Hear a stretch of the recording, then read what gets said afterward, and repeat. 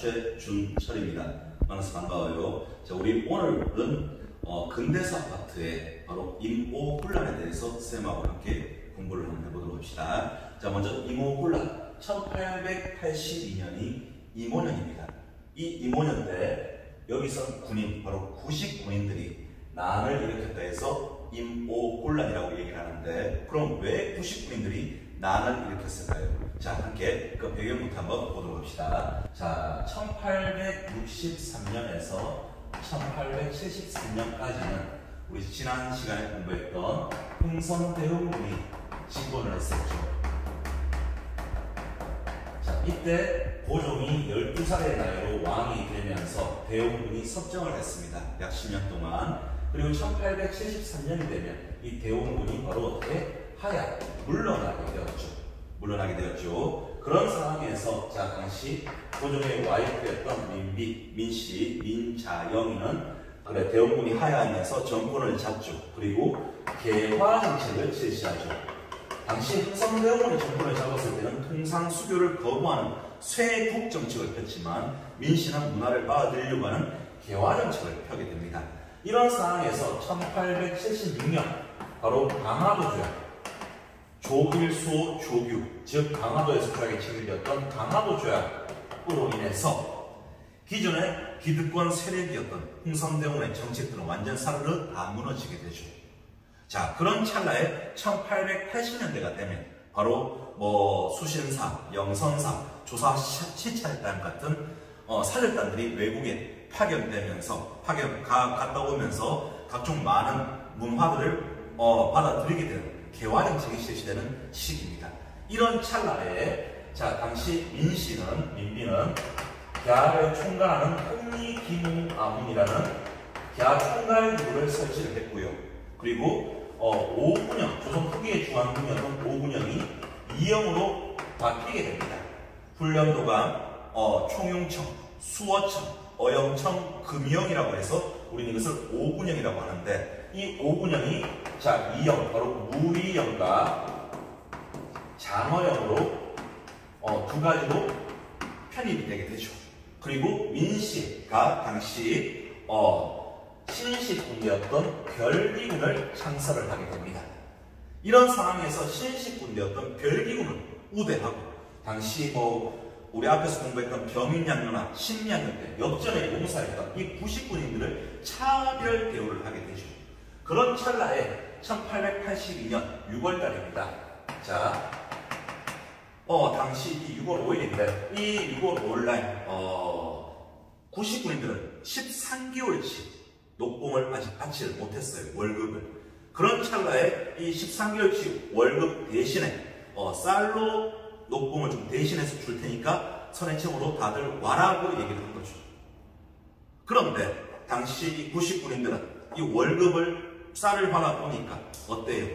이 쌀 한 마리 아니라 여기에 완전히 겨와 그리고 모래가 한 2분의 1 이상 섞여있는 그런 쌀이죠. 이 구식군인들의 자존심이 너무너무 상한 거야. 만약에 이 시점에 당시 민씨 정권에서 지금 국가 형편이 되게 어려우니까 우리 조금만 더 같이 함께 힘을 모아서 조금만 좀 더 버티고 참아보자 했으면 구식군인들이 아마 폭동을 일으키지는 않았을 거라고 생각을 합니다. 그런데 이 구식군인들한테 13개월치나 월급 공급이 밀려있는 상황에서 신식군대, 별기군이라든지 이런 사람들은 월급 대우를 으술 잘해주는데 저것만 어떻게 월급도 안 주면서 썩은 쌀 그리고 모래, 겨 이런 게 섞여있는 쌀 한 마리를 주니까 이 군인들 입장에서는 돌아보는 거지. 그렇죠. 그래서 이 구식군인들이 당시 그 선해청의 고시기를 막 완전 개박살 내버리고 때려서 눕혀버리고 관련된 여러 관리들을 막 때려버립니다. 완전 난리 난 거지. 그런 상황에서 당시 선해청 당상관이었던 민경호라는 사람이 그냥 이 사태를 좀 미안하다고 하면서 수습을 하면 되는데 오히려 적반하장도 유분수지 이 구식군인들, 이 임오군란 구식군이 폭동을 주도했던 몇몇 사람들을 잡아서 어떻게 처형시킨다고 공포를 놓죠. 이러니까 이 구식군인들이 완전 띵맞죠. 6월 9일 날이 되면 이 구식군인들이 일본군 공사관을 습격을 합니다. 이때 이 구식군인 플러스 누가 도시의 하층민들까지도 같이 참여를 하죠. 일본군 공사관을 습격해서 일본군 교관이었던 호리모토를 죽여버려요. 그리고 당시 일본 공사관에서 보이는 일본 사람들을 막 다 죽여버립니다. 이때 죽었던 일본인들이 13명 정도라고 했으니까 얼만큼 많은 사람이 죽었다는 걸 알 수 있겠죠. 자, 그리고 사건이 너무 큰일 나버렸어요. 여기 일본 공사관 불까지 흩질러버렸거든. 너무너무 큰일 나지. 이 99인들은 누구를 찾아갑니까? 대원군한테 가서 도움을 요청해요. 대원군인데 하야한 상황이었죠. 자, 하지만 민씨가 정권을 잡으면서 대원군과의 정책 노선이 완전 달라지다 보니까 대원군 입장에서도 때를 기다렸다고 볼 수 있는 겁니다. 이런 찰나에 이 대원군이 6월 10일 날 어떻든 대원군과 연관이 되는 이 99인들이 어디를 당시 창덕궁의 돈 화문으로 가서 이 대원군의 형이었던 이채령을 척살시켜버리고 민씨 측근 세력이었던 민경호를 죽여버리고 그리고 궁궐에서 보이는 민씨 측근 세력들을 다 척살을 시켜버립니다.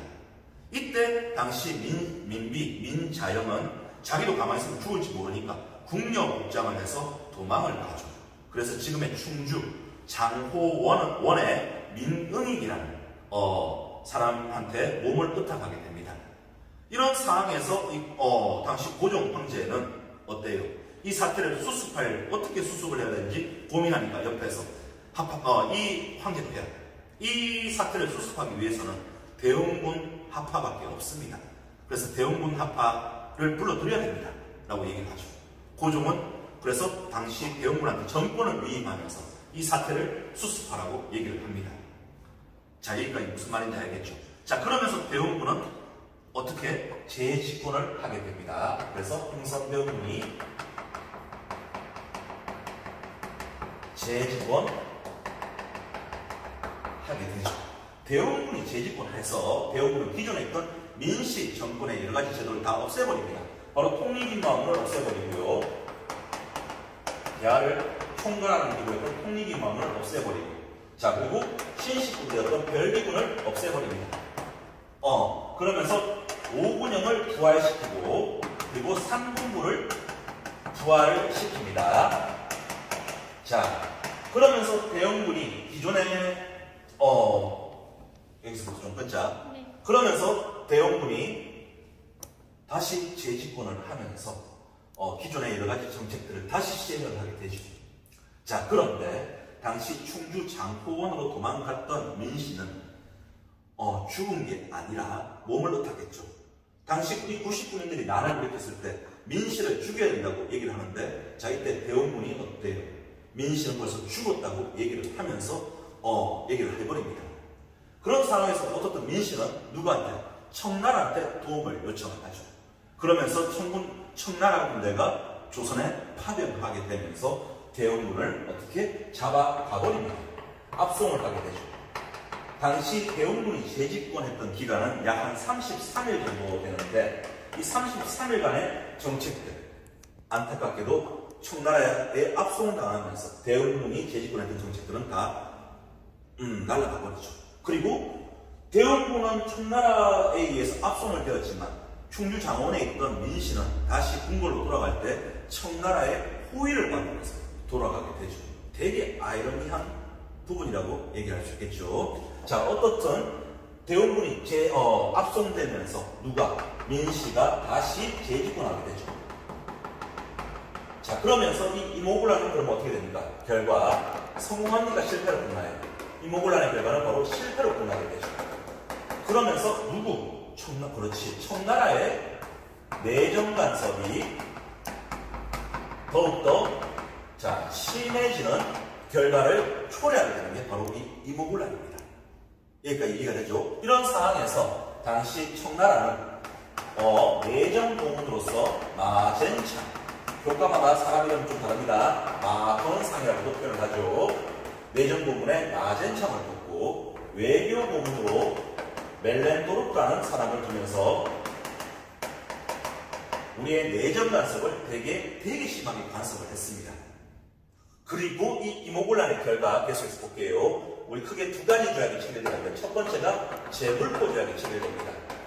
이 제불포 조약은 조선과 일본이 조약을 체결한 내용인데 그 주요 내용이 뭐냐면 아까 이 99인들이 일본군 공사관에 뛰어갔잖아요. 그래서 그곳에 불을 질러버렸다 아닙니까? 즉, 이 일본군 공사관을 경비한다는 명분으로 일본군이 조선에 주둔하는 계기가 되는 사건이 바로 이 제물포 조약이죠. 즉, 일본군이 조선에 주둔하게 됩니다. 제물포 조약을 통해서. 이걸 좀 기억해야 돼요. 두 번째 우리가 좀 알아야 될 것은 바로 조청상민 수륙 무역장정인데, 자, 조약 이름이 참 길죠? 10자입니다, 10자. 자, 한번 볼까요? 조선과 청나라 상민들이, 자, 수륙, 물과 내륙 양면에서 무역을 체결하는 규정을 우리는 조청상민 수륙 무역장정이라고 얘기를 합니다. 이 조청상민 수륙 무역장정에서 바로 누구한테? 청상인들한테 내집 통상권을 허용을 하거든요. 이게 무슨 말이냐면, 자, 당시 강화도 조약 때만 하더라도, 지도 한번 볼게요. 자, 강화도 조약 때만 하더라도 부산, 그리고 제물포항, 원산, 세계항을 대항했지 않습니까? 이 세계항에서 대항장에서 거류지를 심리로 설정해가지고 그 심리 안에서만 어떻게 무역을 하는 것을 허용했는데, 이 조청상민 수륙 무역장정에서 청상인의 내지 통상권이란 말은 바로 이 하반도에서 지금 마음대로 왔다 갔다 하면서 뭐 어디 거류지를 설정한 게 아니라 지금 마음대로 다니면서 무역을 할 수 있다는 얘기죠. 불평등 조약입니다. 자, 어떻든 우리는 이 이모군란을 통해서 실패로 끝났고 나중에 갑신정변이 일어나는 그 원인까지도 제공한다고 볼 수 있습니다. 자, 다시 우리 오늘 배웠던 이모군란 한 번만 더 정리를 해볼게요. 1882년 이모년 때 99인이 난을 일으킵니다. 도시의 하층민들까지도 같이 가담하게 되면서 민씨, 집권 세력을 다 죽여버리고, 자, 민씨는 당시 국력 복장을 하면서 도망을 가죠. 그리고 일본군 공사관에 뛰어가서 일본군 교관 호리모토까지 죽여버리면서 일본군 공사관을 불질러버리는 사건입니다. 되게 큰 군사적인 정변이라고 볼 수 있죠. 어떻든. 자, 그런 상황에서 대원군이 재집권하게 되고, 그리고 이 대원군이 기존에 개화 총괄기구였던 통일기만을 없애버리고, 신식군이었던 별기군을 없애버리고, 그리고 5군년과 상군부를 부활시켰지만 이 대원군의 집권 기간이 33일 만에 끝나게 되죠. 왜? 청나라에 의해서 압송됩니다. 민씨가 청나라에 도움을 요청했죠. 자, 그래서 압송이 되죠. 어떻든 민씨가 집권되면서 이모군란은 실패로 끝났고, 그 결과로서 청나라의 내전 간섭이 강화된다는 얘기입니다. 그리고 이 청나라 놈들은 마젠창과 멜렌도르크를 두면서 우리의 내전 간섭을 되게 심화시켰고요. 제물포 조약과 조청상민 수륙 무역장정이 체결되는 게 바로 이모군란의 결과라고 볼 수 있죠. 제물포 조약은 일본군이 조선을 주둔하는 계기가 된 사건이 바로 제물포 조약이었고요. 조청상민 수륙 무역장정은 청나라 상인한테 내집 통상권을 허용하면서 청상인한테 특혜를 줬다는 것까지, 여기까지 이모군란이었습니다. 강의에 도움이 되었다면 구독과 좋아요 부탁드리겠습니다. 감사합니다.